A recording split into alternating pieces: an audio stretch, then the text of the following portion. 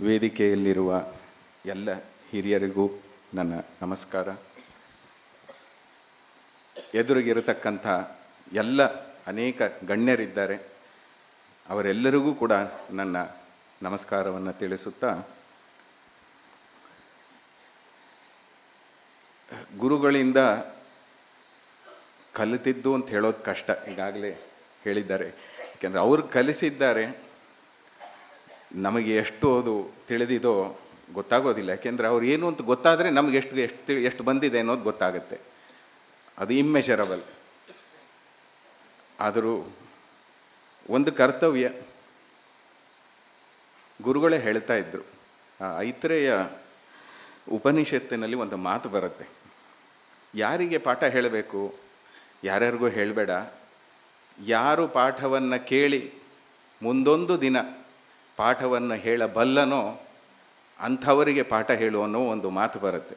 ಆದರೆ ಇದು ನನಗೆ ಅನ್ವಯಿಸೋದಿಲ್ಲ. ಅಂದರೆ ಅದರ ಒತ್ತು ಜ್ಞಾನದ ಪರಂಪರೆ ಎನ್ನುವುದು ನಿಲ್ಲಬಾರದು. ಈ ಒಂದು ದೃಷ್ಟಿಯಲ್ಲಿ ನನ್ನ ಕರ್ತವ್ಯ ಅಂತ ಒಂದು 2 ಮಾತುಗಳನ್ನು ನಿಮ್ಮಲ್ಲಿ ಹಂಚಿಕೊಳ್ಳಲು ಬಯಸುತ್ತೇನೆ. ನಾವು ಗುರುಗಳ ಒಂದು ವಿಷಯದ ಆಳವನ್ನು ಯಾವ ರೀತಿ ಅರ್ಥ ಮಾಡ್ಕೊಳ್ಳೋಕೆ ಪ್ರಯತ್ನ ಮಾಡಬೇಕು ಅನ್ನೋದನ್ನು ನಮ್ಮ ಸ್ನೇಹಿತರಾದಂಥ ವಿಜಯ್ ಸಿಂಹಾಚಾರ್ಯರು ನಮಗೆ ಏನೇ ಡೌಟ್ ಬಂದರೂ ಯಾವುದೇ ಟೈಮಲ್ಲಿ ಫೋನ್ ಮಾಡಿದ್ರೂ ತೆಗಿತಾ ಇರ್ತಾರೆ. ಏನೋ ಹೀಗೆ ಹಂಚ್ಕೊತಾ ಇರ್ತೀವಿ. ಹೇಗೆ ನಾವು ಗುರುಗಳನ್ನು ಅರ್ಥ ಮಾಡ್ಕೋಬೇಕು ನೋಡಿ. ನಮಗೆ ಇರತಕ್ಕಂಥ ಆಕರಗಳು 2 ಥರ ಇದೆ. ಅವರು ನಮಗೆ ಅಪಾರವಾದಂಥ ಬರವಣಿಗೆಯ ಮೂಲಕ ನಮಗೆ ಸಾಹಿತ್ಯ ಕೊಟ್ಟಿದ್ದಾರೆ. ಅದು ಸಂಸ್ಕೃತದಲ್ಲೂ ಹೌದು, ಕನ್ನಡದಲ್ಲೂ ಹೌದು. ಇನ್ನೊಂದು ಅಷ್ಟೇ ವಿಸ್ತಾರವಾಗಿರತಕ್ಕಂಥದ್ದು ಅವರು ಮಾಡಿರತಕ್ಕಂಥ ಪ್ರವಚನಗಳು. ಇದೆರಡು. ಮತ್ತೊಂದು ಇದೆ, ಅದು ಒಂದು ಭಾಗ ಅಂತ ಪರಿಗಣಿಸದೇ ಇದ್ದರೂ ಕೂಡ ಇದೆರಡರಲ್ಲೂ ಸಿಗದೇ ಇರತಕ್ಕಂಥ ಮತ್ತೊಂದು ಅವರದ್ದು ಆಕರ ಅಂತಂದರೆ ಅದು ವೈಯಕ್ತಿಕ. ಯಾರ್ಯಾರು ಬಂದು ಅವರಲ್ಲಿ ಈಗಾಗಲೇ ಅನೇಕ ಹಿರಿಯರು, ನಾವು ವೈಯಕ್ತಿಕವಾಗಿ ಚರ್ಚೆ ಮಾಡಬೇಕಾದರೂ ಅನೇಕ ವಿಷಯಗಳು ಬರೋದು. ಅಂಥ ಒಂದು ಉದಾಹರಣೆ ಇವತ್ತು ನಾವು ಅವರ ಭಾಗವತ ತಾತ್ಪರ್ಯಕ್ಕೆ ಅವರು ಮಾಡಿರತಕ್ಕಂಥ ವ್ಯಾಖ್ಯಾನ, ನಿಮಗೆ ಯಾವ ವ್ಯಾಖ್ಯಾನಗಳಲ್ಲೂ ಸಿಗದೇ ಇರತಕ್ಕಂಥ ವಿಶಿಷ್ಟವಾದಂಥ ಅಧ್ಯಾತ್ಮಕ್ಕೂ ಮತ್ತು ಯೋಗಶಾಸ್ತ್ರಗಳಿಗೂ ಸಂಬಂಧಪಟ್ಟಂಥ ಟಿಪ್ಪಣಿಯನ್ನು ಕೊಟ್ಟಿದ್ದಾರೆ. ಇಂಥ ವಿಷಯಗಳನ್ನು ಲಿಪಿಬದ್ಧಗೊಳಿಸಿ ಪ್ರಕಟಗೊಳಿಸಿದರೂ ಪ್ರಕಟವೇ ಆಗದೇ ಇರತಕ್ಕಂಥ ಎಷ್ಟೋ ಸಂಗತಿಗಳು ಉಳಿದೋಗಿದೆ. ಹೇಗೆ ಯಾರ್ಯಾರೋ ಬಂದು ಪ್ರಶ್ನೆ ಮಾಡಿದಾಗ ಆ ಕೊಡತಕ್ಕಂಥ ಎಷ್ಟೋ ಉತ್ತರಗಳು ಇವತ್ತು ಮಾಡಿರತಕ್ಕಂಥ ಗ್ರಂಥಗಳಲ್ಲಾಗಲಿ ಅಥವಾ ಪ್ರವಚನಗಳಲ್ಲಿ ಸಿಗೋದಿಲ್ಲ.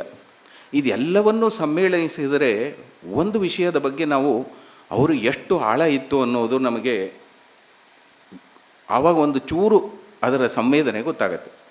ಇಂಥ ನಿಟ್ಟಿನಲ್ಲಿ ನೋಡಿ, ಒಂದು ಗ್ರಂಥ, ಒಂದು ವಿಷಯ ತೆಗೆದುಕೊಂಡರೆ ಅದರ ಮೇಲೆ ಒಂದು ಸ್ವತಂತ್ರವಾದಂಥ ಒಂದು ಕೃತಿ, ಅಥವಾ ಹಲವಾರು ಗ್ರಂಥಗಳಲ್ಲಿ ಹಾಸುಹೊಕ್ಕಾಗಿರತಕ್ಕಂಥ ಒಂದು ಸಂಗತಿ, ಅದು ಇವತ್ತು ನಾನು ಪ್ರಯತ್ನ ಮಾಡೋದು. ಅಂದರೆ ಛಂದಸ್ಸಿನ ಬಗ್ಗೆನೇ ಒಂದು ಗ್ರಂಥ ಅಂತ ಅವ್ರದ್ದು ಇಲ್ಲ. ಆದರೆ ಯಾವ ಗ್ರಂಥದಲ್ಲೂ ಕೂಡ ಛಂದಸ್ಸಿಲ್ಲದೇ ಇಲ್ಲ. ಅಂದರೆ ಛಂದಸ್ಸಿನ ವಿಷಯ ಅದು ನಾನು ಕೂತು ಒಂದು ಲಿಸ್ಟ್ ಹಾಕ್ತಾ ಹೋದೆ, ಆ ಲಿಸ್ಟು ಓದ್ರೇ ಟೈಮ್ ಆಗೋಗುತ್ತೆ. ಛಂದಸ್ಸಿನ ಬಗ್ಗೆ ಅವರು ಲಿಪಿಬದ್ಧಗೊಳಿಸಿದಂಥ ವಿವರಗಳು, ಅದರ ವಿಷಯಕ್ಕೆ ಸಂಬಂಧಿಸದಂತೆ ಪ್ರವಚನಗಳಲ್ಲಿ ಹೇಳಿದಂಥದ್ದು, ಲಿಪಿಬದ್ಧಗೊಳಿಸಿದಂಥ ಆಕರಗಳು ನಮಗೆ ವಿಶೇಷವಾಗಿ ವಿಸ್ತಾರವಾಗಿ ಸಿಗೋದು ಉಪನಿಷತ್ ಚಂದ್ರಿಕ. ಅಂದರೆ ಏನು, 6 ಉಪನಿಷತ್ತುಗಳಿಗೆ ವಾಮನ ಪಂಡಿತರು ಬರೆದಿರತಕ್ಕಂಥ ವ್ಯಾಖ್ಯಾನ ಏನಿದೆ, ಅದಕ್ಕೆ ತಮ್ಮ ಚಂದ್ರಿಕೆಯನ್ನು ಕೊಡ್ತಾ ಈ 6 ಉಪನಿಷತ್ತುಗಳ ಹಿನ್ನೆಲೆಯಲ್ಲಿ ಯಾವ ಛಂದಸ್ಸು ಎಷ್ಟು ವಿಧವಾಗಿದೆ ಅದೆಲ್ಲ ಇವತ್ತು ನಾನು ಹೇಳೋಕ್ಕೆ ಹೋಗಲ್ಲ. ಯಾಕೆಂದರೆ it is A sort of mathematics. ಅದನ್ನೆಲ್ಲ ಆ ಗಣಿತವನ್ನು ಹೇಳೋದಿಲ್ಲ. ಆದರೆ ನಮಗೆ ಗುರುಗಳು ಕೊಟ್ಟ ಈ ಗಣಿತದ ಹಿಂದಿರುವ ಅಗಣಿತನ ಬಗ್ಗೆ ಏನು ತಿಳ್ಕೋಬೇಕು, ಅದು ಅಧ್ಯಾತ್ಮ. ಅದರ ಅರ್ಥೈಸುವಿಕೆಯನ್ನು ಹೀಗೆ ಕೊಟ್ಟಿದ್ದಾರೆ. ಇದಕ್ಕೆ ನಾವು ಎಲ್ಲವನ್ನೂ ಅಧ್ಯಯನ ಮಾಡಬೇಕು, ಅಷ್ಟು ಆಗೋದಿಲ್ಲ. ಉಪನಿಷತ್ ಚಂದ್ರಿಕಾ, ತಲವಕಾರ ಉಪನಿಷತ್ತು, ಋಗ್ಭಾಷ್ಯ, ಭಾಗವತ ತಾತ್ಪರ್ಯ, ಚತ್ವಾರಿ ಸೂಕ್ತಾನಿ, ಚತುರ್ದಶ ಸೂಕ್ತಾನಿ, ಮಧ್ವವಿಜಯದ ಕೊನೆ ಭಾಗದಲ್ಲಿ ಮತ್ತೆ ಟಿಪ್ಪಣಿಗಳಲ್ಲಿ ಪ್ರಾಣಾಗ್ನಿ ಸೂಕ್ತ ಭಾಷ್ಯ, ತಾಪನೀಯ ಉಪನಿಷತ್ ಭಾಷ್ಯ, ಶತರುದ್ರಿಯ ಭಾಷ್ಯ, ಇದೆಲ್ಲ ಗ್ರಂಥಗಳಲ್ಲೂ ಛಂದಸ್ಸಿನ ಬಗ್ಗೆ ಆಯಾ ಸಂದರ್ಭದಲ್ಲಿ ಅಲ್ಲಿಗೆ ಯಾವುದು ಪ್ರಸ್ತುತವೋ ಅದರ ವಿವರಣೆಗಳನ್ನು ಕೊಟ್ಟಿದ್ದಾರೆ. ಇನ್ನು ಪ್ರವಚನಗಳಲ್ಲಂತೂ ಬಹಳ ವಿಸ್ತಾರವಾಗಿ 10 ಉಪನಿಷತ್ತಿನ ಪ್ರವಚನಗಳು ಮಾಡಿದ್ದಾರೆ, ಋಗ್ಭಾಷ್ಯ ಪಾಠಿ ಮಾಡಿದ್ದಾರೆ, ಭಾಗವತ ತಾತ್ಪರ್ಯ ಹೇಳಿದ್ದಾರೆ, ನಾರಾಯಣ ಉಪನಿಷತ್ ಹೇಳಿದ್ದಾರೆ, ಶ್ವೇತಾಶ್ವತರ ಉಪನಿಷತ್ ಹೇಳಿದ್ದಾರೆ. ಇದೆಲ್ಲವನ್ನು ನಾವು ನೋಡಿದಾಗ ಒಂದು ಹೊಸ ಬೆಳಕಿರುತ್ತಲ್ಲಿ. ಆ ಬೆಳಕು ಬೆಳ್ಳಂತೆ ಈ ಥರ ಬೆಳಗೋದಿಲ್ಲ. ಕಣ್ಣು ಮುಚ್ಚಿ ಅವರು ಹೇಳೋ ಮಾತುಗಳೇ ಇದು. ಕಣ್ಣು ಮುಚ್ಚಿ ನೋಡಿದಾಗ ಇದೆಲ್ಲದರ ಒಳಗಿರತಕ್ಕಂಥ ಒಂದೊಂದು ಕಿಡಿಗಳು ನಮಗೆ ಕಾಣಿಸ್ಬೋದು. ಅಂಥದ್ದು ಒಂದು ಈ ಛಂದಸ್ಸಿನ ಬಿಚ್ಚಳಿಕೆ ಗುರುಗಳು ಕೊಟ್ಟಿರೋದು. ಯಾಕೆ ಛಂದಸ್ಸಿಗೆ ಇಷ್ಟು ನಮ್ಮ ಭಾರತೀಯ ಪರಂಪರೆಯಲ್ಲಿ ಒತ್ತು ಕೊಡ್ತಾರೆ? ಇದಕ್ಕೂ ಮೂಲ ಗುರುಗಳೇ ತಿಳಿಸಿದಂತೆ ನಾನು ಒಂದು 3 ಉದಾಹರಣೆಯನ್ನು ಕೊಡ್ತೀನಿ. ಬೇಕಾದಷ್ಟಿದೆ ಅವರ ಆ ಸಾಹಿತ್ಯವನ್ನು ನಾವು ಅಧ್ಯಯನ ಮಾಡಿದ್ರೆ. ಎಲ್ಲ ಛಂದಸ್ಸಿಗಳಿಗೆ ಒತ್ತು ಕೊಟ್ಟಿದ್ದು ವೇದಪುರುಷ. 10ನೇ ಮಂಡಲ 130ನೆಯ ಸೂಕ್ತದಲ್ಲಿ ಛಂದಸ್ಸುಗಳ ಬಗ್ಗೆ ಅಗ್ನೇರ್ ಗಾಯತ್ರ್ಯಭವತ್ ಸ ಯೋಗ್ವಾ ಅಂತ ಈ ಮಂತ್ರ ಬರುತ್ತೆ. ಪೂರ್ತಿ ಮಂತ್ರ ಹೇಳೋದಿಲ್ಲ.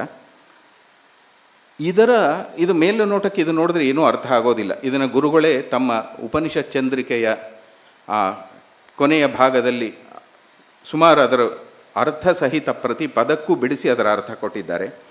ಇದರ ಒಂದು ಸಣ್ಣ ರಹಸ್ಯ ವೇದ ಪುರುಷನೇ ಬಿಡಿಸ್ತಾನೆ. ಅಂದರೆ ಐತರೆಯ ಶಾಖೆಗೆ ಸಂಬಂಧಪಟ್ಟ ಐತರೆಯ ಉಪನಿಷತ್ತಿನಲ್ಲಿ ತಸ್ಯ ಉಷ್ಣಿಗ್ಲೋಮಾನಿ ತ್ವಗ್ಗಾಯತ್ರಿ ಅಂದರೆ ಮೇಲುನೋಟಕ್ಕೆ ಏನೋ ಒಂದು ಅಕ್ಷರ ಗಣನೆಗಳಿಂದ ನಿಬದ್ಧಗೊಳಿಸಿರತಕ್ಕಂಥ ಒಂದು 7 ಮೀಟರ್ಸ್, ಇದಕ್ಕೂ ನಮ್ಮ ನಿತ್ಯ ಜೀವನದ ಒಂದು ಶಕ್ತಿಯುತವಾದಂಥ ಸಂಚಲನೆಗೂ ಏನು ಸಂಬಂಧ ಅನ್ನೋದರ ಒಂದು ಹಿಂಟನ್ನು ನಮಗೆ ಐತರೆಯ ಉಪನಿಷತ್ತಿನಲ್ಲಿ ನಾವು ಕಾಣುತ್ತೇವೆ. ಆದರೂ ಪೂರ್ತಿ ಅದು ಅರ್ಥ ಆಗಲ್ಲ. ಅದನ್ನು ವಿಸ್ತಾರವಾಗಿ ಅದಕ್ಕೆ ಆಚಾರ್ಯ ಮಧ್ವರು ಭಾಷ್ಯ ಬರೆದಿದ್ದಾರೆ. ಇದರ ಭಾಷ್ಯವೂ ಕೂಡ ಅಷ್ಟು ಸುಲಭವಾಗಿ ನಮಗೆ ಗಮ್ಯವಾಗೋದಿಲ್ಲ. ಇದನ್ನು ಗುರುಗಳು ತುಂಬ ಅಂದರೆ ಆಚಾರ್ಯ ಮಧ್ವರು ಏನು ಮಾಡಿದ್ರು, ಐತರೆಯ ಭಾಷ್ಯವನ್ನು ಲಿಪಿಬದ್ಧಗೊಳಿಸಿದ್ದೊಂದು, ತಮ್ಮ ಜೀವಮಾನದಲ್ಲಿ 3 ಬಾರಿ ಅದನ್ನು ಶಿಷ್ಯರಿಗೆ ಪಾಠ ಹೇಳಿದ್ದಾರೆ. ಅದೇ 3 ಬಾರಿ ನಮ್ಮ ಗುರುಗಳು ಕೂಡ ಐತರೆಯ ಭಾಷ್ಯವನ್ನು ನಮಗೆ ಕೊಟ್ಟಿದ್ದಾರೆ. ಇದೆಲ್ಲದರ ಹಿನ್ನೆಲೆಯಲ್ಲಿ ನೋಡಿದ್ರೆ ಯಾಕೆ ಛಂದಸ್ಸು ಬಹಳ ಪ್ರಮುಖವನ್ನು ನೋಡಿ, ಛಂದಸ್ಸಿನ ರಹಸ್ಯ ಗುರುಗಳು ಹೆಂಗೆ ನಮಗೆ ಬಿಚ್ಚಿಕೊಟ್ರು ಅನ್ನೋದರ ಒಂದು ಹಿನ್ನೆಲೆ ಹೇಳ್ತೀನಿ. ಯಾವತ್ತೂ ಕೂಡ ನಾವು ಜೀವನದಲ್ಲಿ ಉಲ್ಲಾಸ ಹೊಂದಿರಬೇಕು, ಆ ಸಂತೋಷ ಇರಬೇಕು. ಸಂತೋಷ ಇರಬೇಕು ಅಂದರೆ ಸಂತೋಷಜನಕವಾದಂಥ ಶಕ್ತಿ ನಮ್ಮಲ್ಲಿ ಉತ್ಪನ್ನವಾಗಬೇಕು ಅಲ್ವಾ? If we are not energised will not do anything good. ನಮ್ಮಲ್ಲಿ ಆ ಶಕ್ತಿ ಉತ್ಪನ್ನವಾಗಬೇಕಾದರೆ ನಾವು ಮಾಡ್ಕೊಳ್ಳೋದಲ್ಲ, ಯಾರೋ ಒಬ್ಬರು ನಮಗೆ ಸದಾ ಆ ಶಕ್ತಿಯನ್ನು ಕೊಡ್ತಾ ಇರಬೇಕು. ಯಾರು ಕೊಡ್ತಾ ಇದ್ದಾರೆ ಈ ಶಕ್ತಿ ಅಂತ ಗಮನಿಸಿದರೆ, ಶಕ್ತಿಯ ಕೇಂದ್ರಗಳು 2 ಇದೆ, ಹೊರಗೆ ಒಳಗೆ. ಬ್ರಹ್ಮಾಂಡದಲ್ಲಿ ಶಕ್ತಿ ಹೆಂಗಿದೆ ಅಂದರೆ energy is represented through movements or actions. So ನಾವು ಹೊರಗಡೆ ಏನೇನು ಕ್ರಿಯೆಗಳಾಗ್ತಾ ಇದೆ, ಆ ಕ್ರಿಯೆ ಹಿಂದಿರುವ ಶಕ್ತಿ ಯಾವುದು? ಹೊರಗಿರತಕ್ಕಂಥ ಬ್ರಹ್ಮಾಂಡದ ಆ ಒಂದು ಧಾತುಗಳಿಂದಲೇ ನಿರ್ಮಾಣವಾಗಿರತಕ್ಕಂಥ ಈ ದೇಹದಲ್ಲಿ ಸದಾ ಪ್ರಕ್ರಿಯೆ ನಡೀತಾ ಇದಲ್ಲ, ಆ ಕ್ರಿಯೆಯ ಹಿಂದಿರುವ ಶಕ್ತಿ ಮೂಲ ಯಾವುದು? ಇದೆರಡನ್ನೂ ನೋಡಿದಾಗ ಅದರ ಹಿಂದೆ ಒಂದು ಗತಿ ಕಾಣಿಸುತ್ತೆ. ಗತಿ ಅಂತಂದರೆ there is definite steps of movements. ಯಾವುದು ಬಹಳ ಸುಲಭ, ಆದರೆ ಅದನ್ನು ಕನೆಕ್ಟ್ ಮಾಡಿದ್ರೆ ಅದ್ಭುತ. ಎಷ್ಟು 360 ದಿವಸಗಳು ಅಂದರೆ ಅದರಲ್ಲಿ ಒಂದು 36 ಅನ್ನುವ ಒಂದು ಸಂಖ್ಯೆ ಇದೆ. ಆ 36 ಅಥವಾ 360 ದಿವಸಗಳಲ್ಲಿ 12 ಎನ್ನುವ ಮಾಸಗಳಿದೆ. 12 ಎನ್ನುವ ಮಾಸದ ಒಂದೊಂದು ಮಾಸದಲ್ಲೂ ಒಂದೊಂದು ದಿನದಲ್ಲೂ 24 ಗಂಟೆ ಅಥವಾ 60 ಗಳಿಗೆ. ಸೊ ನೋಡಿ, ಅಂದರೆ ಜಸ್ಟ್ ಇದು ನಮಗೇನೋ ರ್ಯಾಂಡಮ್ ನಂಬರ್ಸ್ ಅನಿಸುತ್ತೆ, but there is a 36, there is a 24, there is a 12 ಅಥವಾ 60. ಅದೊಂದೇ ಅಲ್ಲ, ಒಂದು ದಿನದಲ್ಲೂ ಕೂಡ 5 ಕಾಲಗಳು ಅಂತ ಹೇಳ್ತಾರೆ. ವಸು, ರುದ್ರ, ಆದಿತ್ಯ, ಮರುತ್, ಬ್ರಹ್ಮ. ಈ 5 ಅನ್ನೋದು 5 ಅಂದರೆ 10, ಅದರಲ್ಲಿ 10 ಇದೆ. 36 ಕೂಡ ನಿಮಗೆ 6 ಇದೆ, 9 4 ಇದೆ, ಅಂದರೆ 9 ಇದೆ. ಯಾಕೆ ಈ ಸಂಖ್ಯೆಗಳನ್ನು ಹೇಳ್ತಾ ಇದ್ದೀನಿ ಅಂದರೆ, ಈ ಸಂಖ್ಯೆಗಳನ್ನೆಲ್ಲ ಒಂದು ಕಡೆ ಗಮನ ಮಾಡಿ. ಇದೇ ರೀತಿಯಾಗಿ ಇನ್ನೂ ತುಂಬ ವಿಸ್ತಾರ ಇದೆ. ಒಂದು ಸ್ಥೂಲ ನೋಟ ಕೊಟ್ಟೆ. ಹೊರಗಿನ ಪ್ರಪಂಚದಲ್ಲಿ ಯಾವ ಗತಿಯಲ್ಲಿ ಈ ಬ್ರಹ್ಮಾಂಡ ನಡೀತಾ ಇದೆ ಅನ್ನೋದಕ್ಕೆ 36, 6, 9, 10 ಹೀಗೆ ಅಲ್ಲಿ ಒಂದು ಸಂಖ್ಯೆ ಇದೆ. ಒಳಗೆ ನಮ್ಮ ದೇಹದಲ್ಲಿ ಬನ್ನಿ. ದೇಹದೊಳಗೆ ಎಷ್ಟು? ನಮ್ಮ ದೇಹ ನಿಂತಿರುವುದೇ 6 ಅಥವಾ 7 ಶಕ್ತಿಗಳ ಮೂಲದಿಂದ. 7 ಯಾವುದು? ಸಪ್ತಚಕ್ರಗಳು. ಅದನ್ನೇ ಮೊದಲು 2 ಮೂಲಾಧಾರ ಮತ್ತು ಸ್ವಾಧಿಷ್ಠಾನ, ಇದೆರಡನ್ನು ಏಕೀಕರಿಸಿದರೆ 6. ಇಲ್ಲಿಂದ ಶಕ್ತಿ ಸದಾ ನಮಗೆ ಫೀಡ್ ಆಗ್ತಾ ಇದೆ. ಆದರೆ ಇದು ಯಾವ ಕ್ರಿಯೆಗಳ ಹಿಂದೆಯೂ ಅಲ್ಲಿರತಕ್ಕಂಥ ಶಕ್ತಿಯ ಮೇಲೆ ನಮ್ಮ ನಿಯಂತ್ರಣ ಇಲ್ಲ ಅಲ್ವಾ? ಈ ಸಪ್ತಚಕ್ರ ಇದೆ ಅಂತ ಹೇಳ್ತೀವಿ, ಅದರಲ್ಲಿ ಪ್ರತಿ ಕ್ಷಣದಲ್ಲೂ ಅಲ್ಲಿಂದ ಏನು ಶಕ್ತಿ ಉತ್ಪನ್ನವಾಗುತ್ತಾ ಇದೆ ಅದರ ಮೇಲೆ ಇಲ್ಲ, ಯಾರೋ ಮಾಡ್ತಾ ಇದ್ದಾರೆ. ಹಾಗೇ ಹೊರಗಡೆನೂ ಅಷ್ಟೇ. 360 ದಿವಸವನ್ನು ಬದಲಾಯಿಸಿ ಒಂದು ಇಷ್ಟು ಕಮ್ಮಿ ಮಾಡ್ತೀವಿ, ಎಷ್ಟು ಜಾಸ್ತಿ ಮಾಡ್ತೀವಿ, ಇಲ್ಲ, ಇಟ್ ಈಸ್ ಆಲ್ ಫಿಕ್ಸ್ಡ್, ಯಾರೋ ಬೇರೆಯವರು ಮಾಡ್ತಾ ಇರೋದು. ಹಾಗೆ ದೇಹದಲ್ಲೂ ಕೂಡ 7 ಇದೆ, 6 ಇದೆ, 8 ಇದೆ. ಏನು 8? ನಾವೆಲ್ಲರೂ ಪ್ರತಿ ಕ್ಷಣದಲ್ಲೂ 8ರಲ್ಲಿದ್ದೇವೆ. ಇದನ್ನು ಕೂಡ, ಈ ರಹಸ್ಯವನ್ನು ಕೂಡ ತಂತ್ರಸಾರದ ಓಂಕಾರದ ವಿಸ್ತಾರವಾದ ವ್ಯಾಖ್ಯಾನವನ್ನು ಬರೆದಿರತಕ್ಕಂಥ ಗುರುಗಳು ತಿಳಿಸಿದ್ದಾರೆ. ಅಂದರೆ ನಾವು ಒಂದು ಶಬ್ದವನ್ನು ಉಚ್ಚರಿಸಬೇಕಾದರೆ ಎಲ್ಲ ಶಬ್ದಗಳ ಮೂಲ ಓಂ ಅಂತ ಹೇಳಿ, ಆ ಓಂಕಾರದ ಮೂಲಕ ಶಬ್ದ ನಿಷ್ಪನ್ನವಾಗಬೇಕಾದರೆ 8 ಹಂತದಲ್ಲಿ ಆ ಶಬ್ದ ನಮಗೆ, ನಾನು ಆಡಿದ ಶಬ್ದ ನಿಮಗೆ ಕೇಳಿಸಬೇಕಾದರೆ 8 ಹಂತದಲ್ಲಿ ಆಗತ್ತೆ. ಮನಃ ಕಾಯಾಗ್ನಿ ಮಾಹಂತಿ, ಮನಸ್ಸು ನಾವು ಸಂಕಲ್ಪ ಮಾಡಿ ಮಾತನಾಡಬೇಕು ಅಂತ ಹೇಳುವ ಕ್ಷಣದಲ್ಲೇ ಅದಕ್ಕೆ ಸಂಬಂಧಪಟ್ಟಂಥ ಒಂದು ಉಷ್ಣತೆ ನಮ್ಮ ಮೂಲಾಧಾರದಲ್ಲಿ ಉಂಟಾಗಿ, ಆ ಉಷ್ಣತೆಗೆ ಸಂಬಂಧಪಟ್ಟಂಥ ವೈಬ್ರೇಷನ್ ಉಂಟಾಗಿ, ಆ ವೈಬ್ರೇಷನ್ನಿಂದ ಅಂದರೆ ಕಂಪನದಿಂದ ಒಳಗೆ ನಮ್ಮ ನಾಳದಲ್ಲಿ it is a flow of air ಬಂದು ಕಿರುನಾಲಿಗೆ ತಗಲಿ, ಕಿರುನಾಲಿಗೆಯಿಂದ ಸರಿಯಾದ ಸ್ಥಳದಲ್ಲಿ ಮುಟ್ಟಿ ಬಾಯಿಂದ ಹೊರ ಬಂತಲ್ಲ, ಇದನ್ನು 8 ಹಂತ ಅಂತ ಕರೀತಾರೆ. ಈ 8 ಇದೆ. 9 ಇದೆ. 9 ಯಾವುದು ಅಂತಂತ ಅದರ ವಿವರ ಹೇಳೋದಿಲ್ಲ. ಗುರುಗಳದನ್ನು ಭಾಗವತದ 11ನೇ ಸ್ಕಂದದಲ್ಲಿ 9 ಶಕ್ತಿಗಳು ಸದಾ ನಮ್ಮಲ್ಲಿ ಕೆಲಸ ಮಾಡ್ತಾ ಇದೆ ಅಂತ ಹೇಳ್ತಾರೆ. ಆ ಶಕ್ತಿಯ ವಿವರ ಹೇಳೋದಿಲ್ಲ ಅಂತೂ. ಇನ್ನು 8 ನೋಡಿದ್ವಿ, 9 ನೋಡಿದ್ವಿ, 6 ಆಯಿತು, 7 ಆಯಿತು. 7ರಲ್ಲೇ ಉಪನಿಷತ್ತೇ ಹೇಳುತ್ತೆ, ಸಪ್ತ ಚಕ್ರಗಳು, ಸಪ್ತ ಧಾತುಗಳು, ಸಪ್ತ ಪ್ರಾಣರು, ಸಪ್ತ ಹೋಮಗಳು, ಸಪ್ತ ಸಮಿಧೆಗಳು. ಈ ಹೋಮಗಳಲ್ಲಿ ನಿತ್ಯದಲ್ಲೂ ನಮ್ಮಲ್ಲಿ ಹೋಮದ ರೂಪದಲ್ಲಿ ಅದು ಬೆಳಗುತ್ತಾ ಇದೆ. ಹೀಗೆ 7ರಿಂದ ತುಂಬಿದೆ. ಸೊ ಒಳಗಿನಿಂದ ಒಂದು ಗತಿಯಲ್ಲಿ ಶಕ್ತಿ ಉದ್ಬೋಧ ಆಗ್ತಾ ಇದೆ, ಹೊರಗಿನಿಂದ ಯಾರೋ ಅದನ್ನು ಮಾಡುತ್ತಾ ಇದ್ದಾರೆ. ಇದೆರಡನ್ನೂ ಕೂಡ ಸೇರಿಸಿದ್ರೆ ಏನಾಗುತ್ತೆ? ಇಫ್ ಯು 2 ವಸ್ತುಗಳನ್ನು ಒಂದೇ ಕಂಪನಾಂಕದಲ್ಲಿ ನೀವು ಅದನ್ನು ಚೇಷ್ಟೆಗೊಳಿಸಿದರೆ, ಅಂದರೆ ಇಫ್ ಯು ವೈಬ್ರೇಟ್, ಆವಾಗ 2 ಸೇರಿದ್ರೆ ಹೊಸ ಶಕ್ತಿ, ರೆಸೊನೆನ್ಸ್ ಆಗುತ್ತೆ. ಅಂಥ ಒಳಗಿರುವ ಶಕ್ತಿ, ಹೊರಗಿರುವ ಶಕ್ತಿ ಯಾವ ಗತಿಯಲ್ಲಿದೋ ಆ ಗತಿಯನ್ನು ಗುರುತಿಸಿ ಆ 2 ಗತಿಗಳನ್ನು ಹೆಣೆದು ನಮ್ಮಲ್ಲಿ ಶಕ್ತಿ ಉದ್ಬೋಧವಾಗುವಂತೆ ಮಾಡತಕ್ಕಂಥದ್ದೇ ಛಂದಸ್ಸುಗಳು. ನೋಡಿ, ಹೊರಗಿನ ಕ್ರಿಯೆಗಳಲ್ಲಿ ನಮ್ಮ ನಿಯಂತ್ರಣ ಇಲ್ಲ, ಒಳಗೆ ಏನಾಗ್ತಾ ಇದೆ ಅದ್ರ ಮೇಲೂ ನಿಯಂತ್ರಣ ಇಲ್ಲ. ಆದರೆ ಇದ್ರ ಮೇಲೆ ನಿಯಂತ್ರಣ ಇದೆ ಅಂತಲ್ಲ, ನಮ್ಮ ಇಚ್ಛೆಗೆ ಅನುಗುಣವಾಗಿ ಅದೆರಡನ್ನು ಬೆರೆಸಿ ನಮ್ಮಲ್ಲಿ ಶಕ್ತಿ ಉದ್ಬೋಧವಾಗುವಂತೆ ಮಾಡುವ ಒಂದು ಸಾಧ್ಯತೆ ಇದೆ.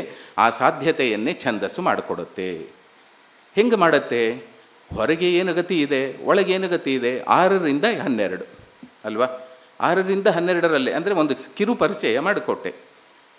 ಅಲ್ಲಿ 6ರಿಂದ 12ರಲ್ಲಿ ಹೊರ ಪ್ರಪಂಚದಲ್ಲಿ ನಿರಂತರ ಕ್ರಿಯೆಗಳಾಗ್ತಾ ಇದೆ. ಒಳಗಿನಿಂದಲೂ ಕೂಡ 6 ಮತ್ತು 12 ಗತಿಯಲ್ಲಿ ಒಳಗಿನಿಂದಲೂ ಪ್ರಕ್ರಿಯೆಗಳಾಗ್ತಾ ಇದೆ. ಈ ಪ್ರಕ್ರಿಯೆಗಳನ್ನು ಮಾಡುತ್ತಾ ಇರತಕ್ಕಂಥ ದೇವತಾ ಶಕ್ತಿಗಳನ್ನು ಪ್ರಾರ್ಥನೆ ಮಾಡಿ ಅಂಥ ದೇವತಾ ಶಕ್ತಿಗಳಿಂದ ನಿಯಂತ್ರಣದಲ್ಲಿರತಕ್ಕಂಥದ್ದೇ ಈ 7 ಛಂದಸ್ಸುಗಳು. 7 ಛಂದಸ್ಸುಗಳು ಇದನ್ನೇ ಋಗ್ವೇದದಲ್ಲಿ, ಐತರೇಯದಲ್ಲಿ, ಭಾಗವತದಲ್ಲಿ ಮತ್ತು ಅನೇಕ ಉಪನಿಷತ್ತುಗಳಲ್ಲಿ ಬರುತ್ತೆ. ಇದೆಲ್ಲದರ ಹಿಂದೆ ನೋಡಿದಾಗ ಇಂಥ ಛಂದಸ್ಸು, ಇವಾಗ ನೋಡಿ ಈ ಛಂದಸ್ಸಲ್ಲೂ ಬರೀ ನಾವು ಪ್ರವಚನ ಕೇಳಿದ್ರೆ ಅಷ್ಟು ಖುಷಿ ಕೊಡಲ್ಲ. ಕವಿತಕ್ಕ ಮತ್ತು ನಮ್ಮ ಸುಮಾ ಅಕ್ಕ ಅವರು ಹಾಡಿದ್ರು. ಆ ಅರ್ಥದ ಹಿಂದಿರುವ ಲಯ ನಮ್ಮಲ್ಲಿ, ನಮ್ಮ ಮೈಯಲ್ಲಿ ಕೂಡಿದಾಗ ನಮಗೆ ಗೊತ್ತಿಲ್ಲದಂಗೆ ನಮ್ಮಲ್ಲಿ ಆ್ಯಕ್ಷನ್ ಶುರುವಾಗುತ್ತಲ್ಲ. ತಾಳ ತಟ್ಟೋದು ಬರೀ ತಾಳ ಅಲ್ಲ, you feel you get you are involved in it. ಅಂದರೆ ಒಂದು ಶಕ್ತಿ ಉದ್ಭವ ಆಯಿತು. ಆ ಶಕ್ತಿ ನೋಡಿ, ತಾಳನು ಎಲ್ಲರಿಗೂ ಯಾಕೆ ಬರಲ್ಲ ಅಂದರೆ ಈ 7 ಗತಿಗೆ ಸಂಬಂಧಪಟ್ಟಂಥ 7 ದೇವತಾ ಶಕ್ತಿಗಳು ಇದ್ದಾರೆ. ಗಾಯತ್ರಿ, ಉಷ್ಣಿಕ್, ಅನುಷ್ಟುಪ್, ಬೃಹತಿ, ಪಂಕ್ತಿ, ತ್ರಿಷ್ಟುಪ್ ಮತ್ತು ಜಗತಿ. ಇದು ಬೇಸಿಕ್ ಛಂದಸ್ಸು. ಸೊ ಈ ಒಂದೊಂದು ಛಂದಸ್ಸಿನ ಉಚ್ಚಾರದಲ್ಲೂ ಕೂಡ ಆ ಛಂದಸ್ಸಿನ ಗತಿಗೆ ತಕ್ಕಂತೆ ಒಂದು ಶಕ್ತಿ ನಮ್ಮಲ್ಲಿ ಅದು ಉದ್ಬೋಧ ಮಾಡುವಂತೆ ಮಾಡುತ್ತೆ. ಅದು ಎಲ್ಲಿಂದ ಬರುತ್ತೆ ಶಕ್ತಿ ಅಂದರೆ actually it connects 2 energy sources, ಹೊರಗಿನಿಂದ ಒಳಗಿನಿಂದ. ಅದೆರಡನ್ನೂ ನಮಗೆ ಸೇರಿಸುವುದಕ್ಕೆ ಸಹಾಯ ಮಾಡತಕ್ಕಂಥದ್ದು ಅದೇ ಗತಿಯ ಈ ಛಂದಸ್ಸುಗಳನ್ನು ನಾವು ಉಚ್ಚಾರ ಮಾಡುತ್ತಾ ಹೋದರೆ ಇದೆರಡನ್ನೂ ಸೇರಿಸಿ ಆ 2 ಶಕ್ತಿಗಳು ನಮ್ಮಲ್ಲಿ ಎಚ್ಚರಗೊಳ್ಳುವಂತೆ ಮಾಡುವುದೇ ಛಂದಸ್ಸಿನ ಆ ಒಂದು ರಹಸ್ಯ. ಛಂದಸ್ಸಿನಲ್ಲಿ ಏನೋ ಗತಿ ಇದೆ ಹೇಳಬೇಕಾದರೂ ಆ ಛಂದಸ್ಸಿನಲ್ಲಿ ನಾವು ಹೇಳ್ತೀವಿ ಅವಾಗ 6, 7, 8. ಮತ್ತೊಂದು ಒಂದು ರಹಸ್ಯವನ್ನು ಗುರುಗಳಲ್ಲಿ ತಮ್ಮ ಉಪನಿಷತ್ ಚಂದ್ರಿಕದಲ್ಲಿ ತಿಳಿಸ್ತಾರೆ. ದಿಸ್ ಈಸ್ ಅಂದರೆ ನನಗೆ ಒಂದು ಕೋನದಿಂದ ನನಗೆ, ಅಂದರೆ ಎಲ್ಲ ಕೋನದಲ್ಲೂ ಗುರುಗಳನ್ನು ನಾವು ಅಧ್ಯಯನ ಮಾಡೋಕ್ಕೆ ಸಾಧ್ಯ ಇಲ್ಲ. ಅವರು ಹೇಳ್ತಾ ಇದ್ದರು, ಇವಾಗಿನ ವಿಜ್ಞಾನ ಅಂತ ಹೇಳಬೇಡಿ, ಪ್ರಾಚೀನ ವಿಜ್ಞಾನ ಇದೆ. ಪ್ರಾಚೀನ ವಿಜ್ಞಾನ ಅನ್ನೋದು ಅಂತರ್ದೃಷ್ಟಿಯಲ್ಲಿ ನಾವು ಕಾಣತಕ್ಕಂಥ ಸಂಗತಿ. ಅಂಥದ್ದು ಇದು ಒಂದು. ಈ 2 ಶಕ್ತಿಗಳನ್ನು ಬೆರೆಸಬೇಕಾದರೆ ಆ 2 ಗತಿಗಳಿಗೆ ಸಮಾನವಾದಂಥ ಉಚ್ಚಾರಣೆ ಮಾಡುವ ಮೂಲಕ ಆ ಛಂದಸ್ಸುಗಳಲ್ಲಿ ನಾವು ಹೇಳ್ತಾ ಹೋದರೆ ನಮ್ಮಲ್ಲಿ ಆ ದೇವತಾ ಶಕ್ತಿಗಳು ಅದನ್ನು ಉದ್ಬೋಧವಾಗುವಂತೆ ಮಾಡಿ ನಾವು ಕೂಡ ಎತ್ತರದ, ಅಂದರೆ V reach N elevated state of energy. ಆವಾಗ ಭಗವಂತನನ್ನು ಚಿಂತನೆ ಮಾಡಲು ಕೂಡ ನಮಗೆ ಸಹಾಯ ಆಗುತ್ತೆ. ಇದು ಒಂದೇ ಹೇಳಲಿಲ್ಲ ಶಾಸ್ತ್ರದಲ್ಲಿ. ಈ ಛಂದಸ್ಸಿಗೆ ಮತ್ತೊಂದು ಸಂಗತಿಯನ್ನು ಬಹಳ ಸ್ಪಷ್ಟವಾಗಿ ಹೇಳ್ತಾರೆ. ಅದನ್ನು ಗುರುಗಳು ಯಾಜ್ಞವಲ್ಕ್ಯರ ಒಂದು ಮಾತಿನಲ್ಲಿ ಹೇಳ್ತಾರೆ. ಉಚ್ಚೌ ನಿಷಾದ ಗಾಂಧಾರೌ ನೀಚೌ ಋಷಭ ದೈವತೌ ಶೇಷಾಸ್ತು ಸ್ವರಿತಾಜ್ಞೇಯಾ ಷಡ್ಜ ಮಧ್ಯಮ ಪಂಚಮಾಹ. ಇದು ಈ ಒಂದು ವಿಷಯವನ್ನು ಸಣ್ಣಕ್ಕೆ ಪ್ರಸ್ತಾವನೆ ಮಾಡಿ ನನ್ನ ಈ ಪ್ರಯತ್ನವನ್ನು ಮುಗಿಸ್ತೀನಿ. ತುಂಬ ವಿಷಯ ಇದೆ, ಆದರೆ ಆ ಛಂದಸ್ಸಿನ ಹಿಂದಿರುವ ಶಕ್ತಿಯ ಉದ್ಬೋಧ ಕ್ರಮವನ್ನು ಇದು ಛಂದಸ್ಸು ತಿಳಿಸ್ತಾ ಇದೆ. ಗತಿಗೆ ತಕ್ಕಂತೆ ಒಂದು ಶಕ್ತಿಯ ವಿಶೇಷ ಇದೆ.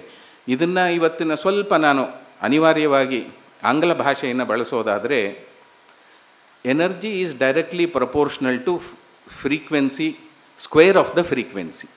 ಇದು ಯಾವುದಿದು? ಈ ಎಲ್ಲ ಶಬ್ದಗಳಲ್ಲ. ಪ್ರಾಚೀನರು ಒಂದೊಂದು ಶಕ್ತಿಯ ವಿಶೇಷ ನಮ್ಮಲ್ಲಿ ನಾವು ಅದನ್ನು ಸಾಕ್ಷಾತ್ಕರಿಸ್ಕೋಬೇಕಾದ್ರೆ ಅದಕ್ಕೆ ತಕ್ಕಂಥ ಗತಿಗಳನ್ನು ಕೊಟ್ಟರು.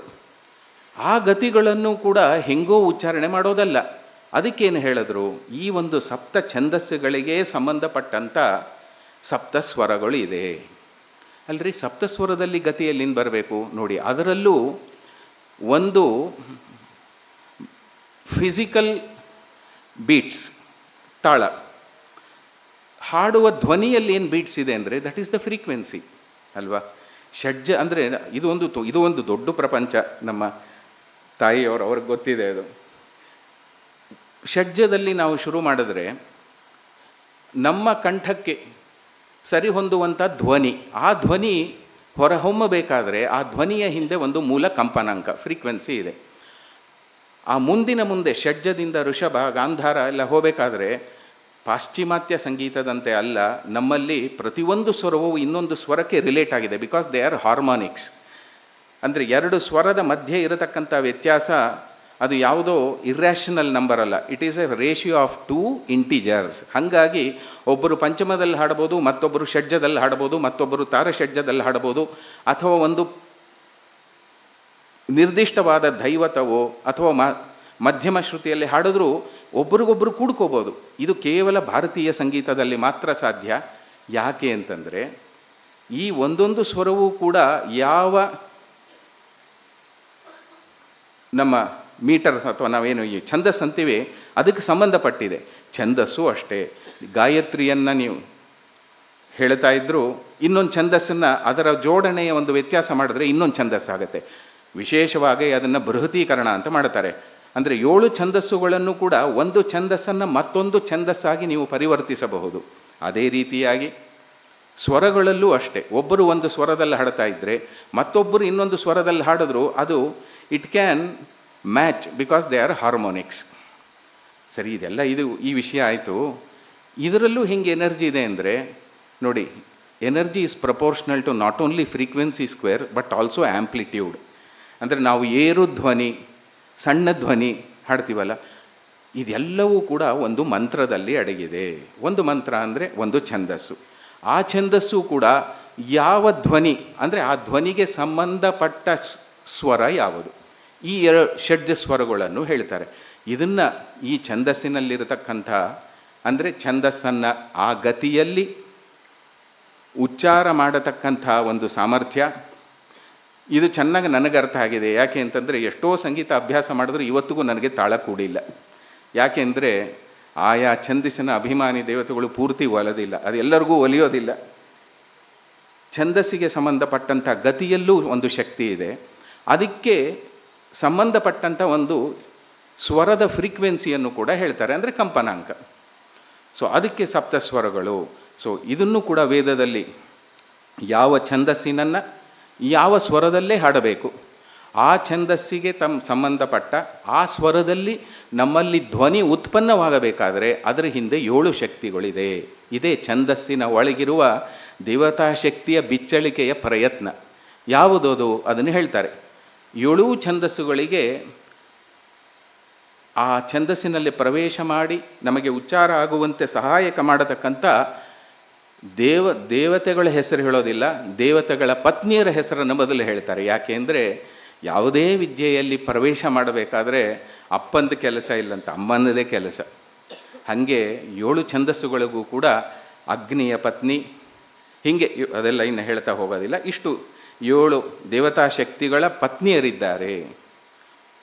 ಅವರನ್ನು ನಾವು ಪ್ರಾರ್ಥನೆ ಮಾಡಬೇಕು. ಪ್ರಾರ್ಥನೆ ಮಾಡಿ ಒಂದು ಮಂತ್ರವನ್ನು ಸ್ಪಷ್ಟವಾಗಿ ಆ ಛಂದಸ್ಸಿಗೆ ಸಂಬಂಧಪಟ್ಟ ಆ ಶ್ರುತಿಯಲ್ಲಿ ನಾವು ಹಾಡಿದ್ದೇ ಆದರೆ ಒಳಗೆ ಹೊರಗೆ ಇರತಕ್ಕಂಥ ಆ 2 ಶಕ್ತಿಗಳನ್ನು ಒಗ್ಗೂಡಿಸಿ ನಾವೆಂದೂ ಇನ್ನೂ ಕಾಣಬೇಕು ಅಂತ ಹಂಬಲಿಸತಕ್ಕಂಥ ಪರಮಶಕ್ತಿ ಇದೋ ಅದನ್ನು ಮುಟ್ಟುವುದಕ್ಕೆ ಇದು ಕಾರಣವಾಗತ್ತೆ. ಇದು ಒಂದು ಈ ಹೊರ ಒಳ ಪ್ರಪಂಚದಲ್ಲಿರತಕ್ಕಂಥ 2 ಶಕ್ತಿಗಳನ್ನು ಗುರುತಿಸಿ ನಮಗೆ ಎಚ್ಚರದಿಂದ ಆ ಶಕ್ತಿಯ ಪ್ರತ್ಯಕ್ಷೀಕರಣಕ್ಕೆ ಕಾರಣವಾಗಿರತಕ್ಕಂಥದ್ದು ಈ ಛಂದಸ್ಸು, ಛಂದಸ್ಸಿನ ಹಿಂದಿರತಕ್ಕಂಥ ಸ್ವರಗಳು. ಇಷ್ಟು ವಿಷಯವನ್ನು ಹೇಳಿ ಒಂದು ಸಣ್ಣ ವಿಷಯವನ್ನು ನಿಮ್ಮ ಮುಂದೆ ನನಗೆ ಅನಿಸಿದ್ದನ್ನು ಇಡುತ್ತೇನೆ.